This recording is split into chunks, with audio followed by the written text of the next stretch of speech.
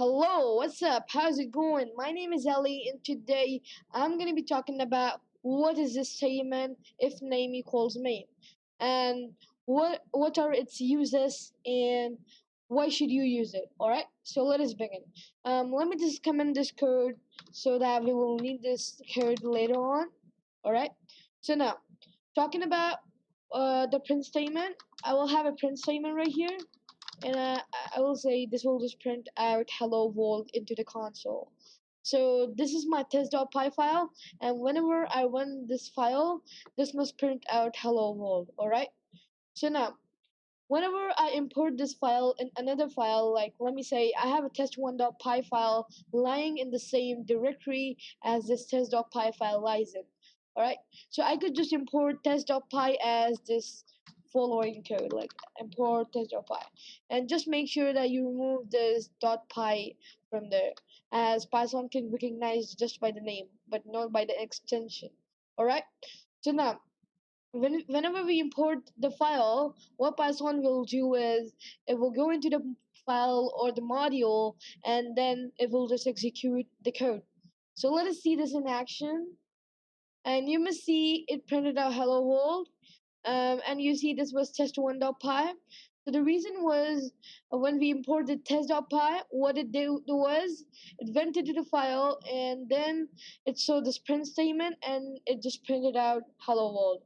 So now let us talk about the name statement and how to avoid those kind of things. All right.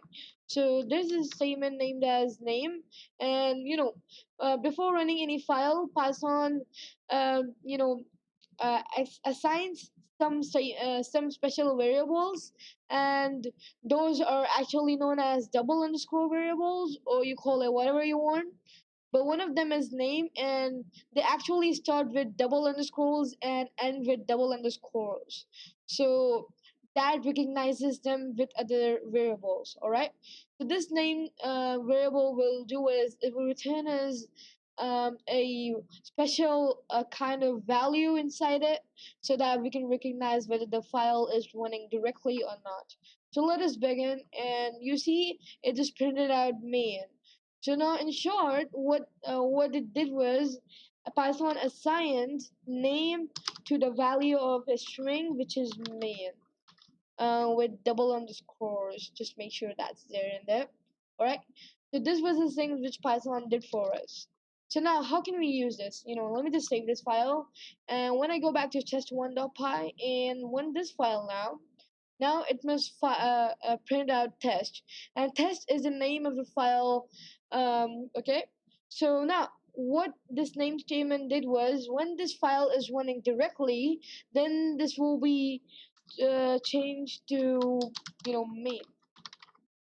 But if it is not run directly, or if it is run by using an import statement, then this name will be changed to the name of the file. All right, so name of file. So this was the thing Python did for us. And remember, this is only when if you're running directly, like running directly, and this is only when we importing it. All right. So now let me just remove this and write test in it. So now what Python did was it recognized that we were importing it. So when we imported test.py, Python changed the name variable to test, which is the name of the file respectively. Alright, so now let me just remove this code, and let me just save this file. Okay. So now that was this thing the name statement can do. And if I run this again, you must see it printed out the name of the file, which is test.py, or you call it test. So when we run this file, it must print out main underscore underscore main underscore underscore. All right. So now this is the condition where we could use this if name equals main statement. So let me just comment that one out. So now if I print out hello world, like that one. So now when I save this file and when I run this file, this must print out hello world. But when I run test1.py, this must print nothing. So the thing was, whenever we imported a file, the Python went into the file and now it saw the check, which was if name equals main. So this pretty much says to Python that if this name variable is set to this main variable. So this will be only done when this file is running directly. All right. So now when it saw this thing, it never ran the code inside it, and then this print statement was never ran. All right. So now, if we were to keep this outside like this, and when we save the file, let me just comment this one out. Then there's no check. All right. So now when we run this file, you must see it printed out hello world. So to further understand this, what we could do is illustrate some examples. So we could say if this file is running directly, that means if the name statement is set to main, which pretty much means if this file is running directly, then we could just print out running directly without imported, without being imported. But else, if the file is not running directly, if this name variable is set to the name of the file, which is test, then we could do is we could just print out not running directly, like that. Okay, and we can also say it is being imported. So now when I run this file, this was print out running directly without being imported.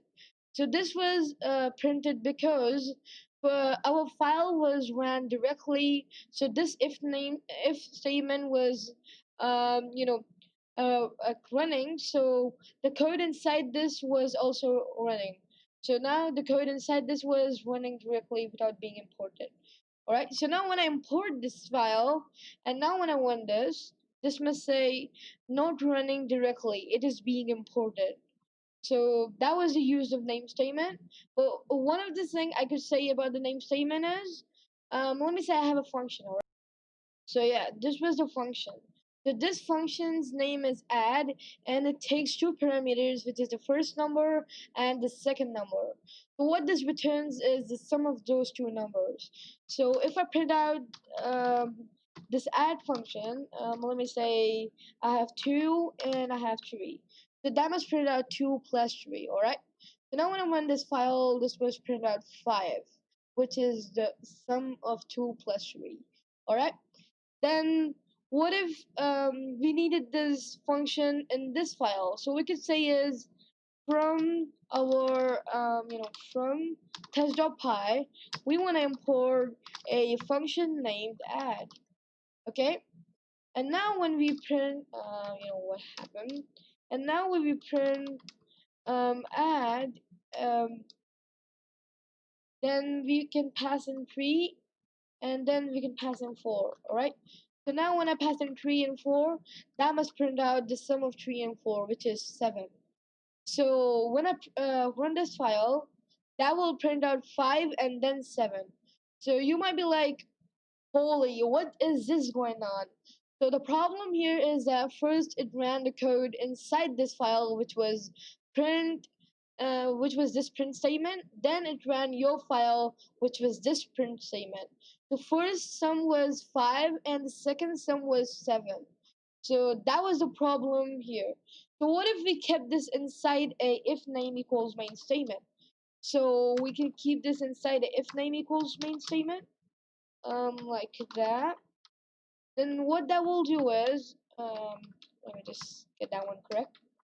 So now, when I run this file, that must give the same output, which is 5 as usual.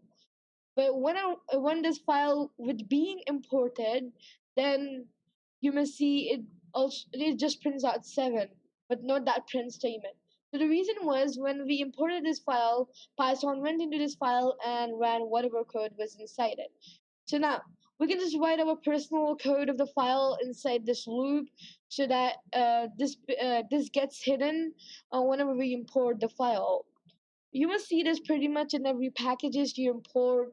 I don't really recommend doing this, but you can just go ahead and have a look on the packages that you use. Like there's a math package and a lot of packages. So this statement pretty much does it just hides the code inside it whenever it runs. Whenever it is being imported, but it just shows off the code whenever it's not being imported. So when I comment out this statement and then put this print statement right here, this will do the same thing. And then if I put this loop, then this will also do the same thing. So that's not a big deal in there. But if you're importing it, then we want to avoid any print statements or anything or any operations we are doing inside it. So we could just keep that inside our if name equals main statement. So, alright, if this video helped you, then make sure to leave a like and subscribe this channel for upcoming videos or tutorials. And if you want to know how did I set up my password inside Vscode, then you can just go ahead and comment down, and then I will make a video about it. Alright, so see you in next video.